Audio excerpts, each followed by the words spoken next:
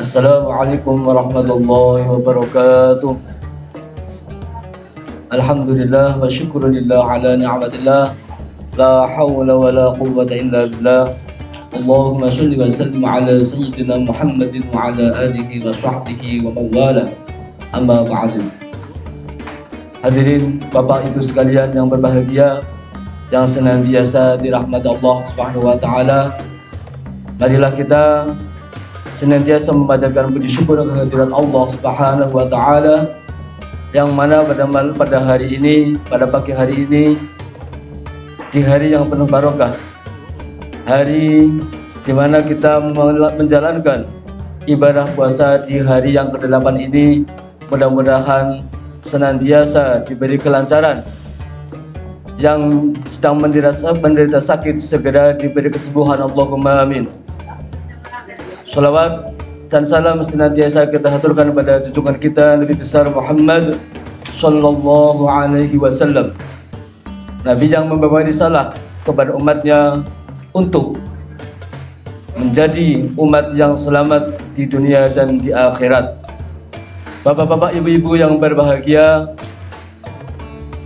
pada hari ini, pada pagi hari ini saya akan mengutarakan suatu kisah perjalanan seorang hamba, seorang insan manusia,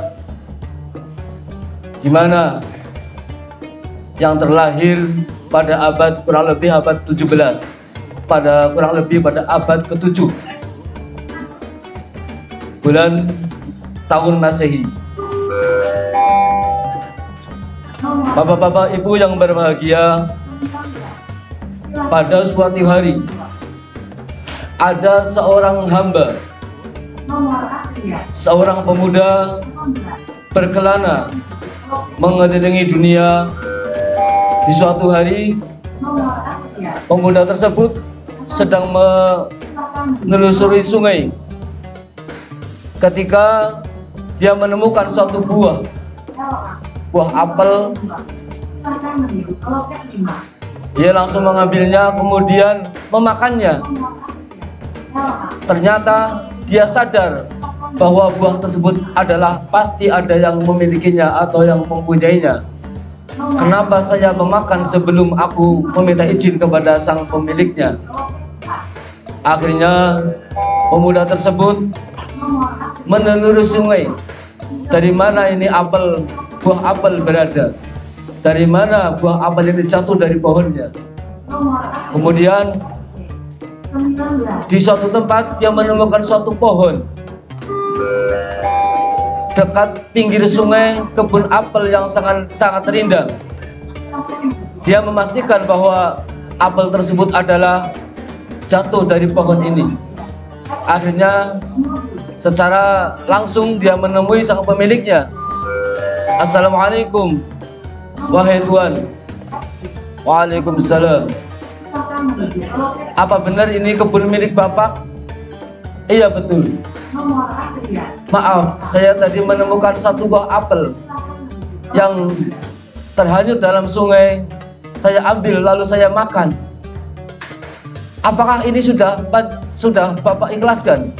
Tuhan ikhlaskan? Oh, belum. Ini apel satu-satunya saya yang hilang jatuh ke sungai. Tentu tidak akan ikhlas dan ridho kalau apel itu kamu makan. Lalu bagaimana Tuhan? Bila apel itu yang sudah kumakan, agar Tuhan ikhlas dan ridho kepada aku? Bisa, asalkan ada beberapa syarat. Satu, apa itu Tuhan syaratnya? Kamu harus mengabdi kepadaku, menjadi tukang pembersih kebun selama 3 tahun. Karena pemuda itu ingin mengharapkan keikhlasan dari buah apel yang dimakannya, pemuda itu mengiyakannya. Siap Tuhan, saya akan melaksanakan. Yang penting apel yang saya makan Tuhan ikhlaskan. Setelah lama 3 tahun, pemuda itu melaksanakan apa yang menjadi hukumannya atau syaratnya. Pemuda itu selesai dan memohon kepada Tuhan yang pemilik kebun apel tersebut, wahai Tuhan, saya sudah mengerjakan di kebun ini selama 3 tahun. Apakah Tuhan sudah ikhlas dengan apel yang saya makan? Oh, belum. Masih ada syaratnya lagi. Apa itu, Tuhan? Kamu harus mau menikahi anak saya. Siap, Tuhan. Tapi ingat dulu, anakku adalah orang yang buta. Anakku adalah tidak punya kedua tangan. Anakku adalah seorang yang tuli, tidak bisa mendengar. Anakku adalah seorang yang cacat, tidak punya kedua kaki. Dengan menjawab, sang pemuda itu dengan lantang aja menjawab, siap Tuhan. Yang penting apel yang saya makan Tuhan ikhlaskan. Baiklah, kalau begitu silakan. Kamu lihat dulu siapa yang di rumah. Anakku itu di rumah, di suatu ruangan yang semua orang tidak pernah akan tahu di mana anak gadis tersebut. Saya tempatkan di suatu kamar. Ternyata bapak-bapak, ibu-ibu yang saya muliakan, ketika pemuda itu masuk pada suatu kamar, dia merasa kaget bahwa yang akan dinikahkan dengan pemuda itu bukan anak gadis yang tidak punya kaki, bukan anak gadis yang tuli, bukan anak gadis yang tidak punya tangan, bukan anak gadis yang tidak bisa melihat. Tetapi apa? Dia tidak melihat hal-hal yang tidak baik. Dia punya tangan, dia tidak menggunakan tangannya kepada hal-hal yang tidak baik. Dia punya telinga, dia tidak pernah mendengarkan kata-kata atau apa yang tidak kurang baik ia dengar.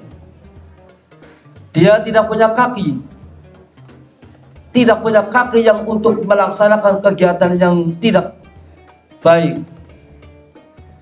Otomatis dia adalah gadis yang suci, yang tidak punya dosa, yang punya hati yang bersih.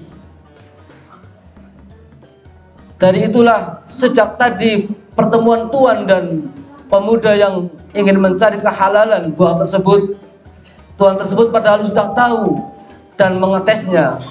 Wah, ini adalah suatu pemuda kok makan apel saja minta halalnya, padahal apel yang jatuh di sungai sudah pasti dihalalkan oleh saya. Tapi dia penasaran dan mengetesnya juga bahwa betul-betul pemuda itu adalah pemuda yang soleh, yang menjaga dirinya, yang menjaga mulutnya, yang menjaga perutnya dari barang-barang yang subhat apalagi haram. Maka pantaslah pemuda tersebut untuk dinikahkan dengan putrinya yang soleh, yang solehah. Bapak-bapak, ibu-ibu yang berbahagia, perlu diketahui, orang-orang yang tidak pernah memakan, orang-orang yang menjaga lisannya, menjaga perutnya dari barang haram dan subhat, pastilah dari beliau-beliau akan lahir generasi-generasi yang solehah, yang berilmu manfaat, yang mudah menerima hikmah, yang mudah menerima petunjuk dari Allah Subhanahu wa Ta'ala. Dari perkawinan kedua mempelai tersebut, itulah lahirnya imam kita, Imam Syafi'i. Dari pasangan kedua mempelai lahirlah cabang bayi yang ketika umur 7 tahun sudah bisa menghafalkan Al-Quran dan ilmunya dianut oleh seluruh penjuru dunia hingga sampai sekarang saat ini, yaitu pendiri Imam Madhab Syafi'i. 4 madhab, salah satunya adalah Imam Syafi'i yang termuda, yang karya-karyanya sangat bermanfaat untuk umat di seluruh dunia hingga sampai saat ini. Dari kisah tersebut dapat kita simpulkan agar kita mendapatkan generasi yang pintar, yang cerdas, yang soleh dan yang solihah, yang mudah menerima ilmu dari kedua orang tuanya pun sudah mempersiapkan untuk menjaga dari barang-barang yang haram, apalagi yang subhat masuk ke dalam tubuhnya. Itu sangat pelajaran sangat penting untuk kita semua, bahwa dalam mendidik anak-anak kita agar mudah bisa menerima ilmu pengetahuan dari orang tuanya lah, menjaga barang makanan yang halal, yang haram, bisa memisahkan, bisa menyaring untuk agar yang mereka makan betul-betul halalan thayyiban. Amin ya rabbal alamin. Cukup sekian dari saya. Al-afu minkum. Wassalamualaikum warahmatullahi wabarakatuh.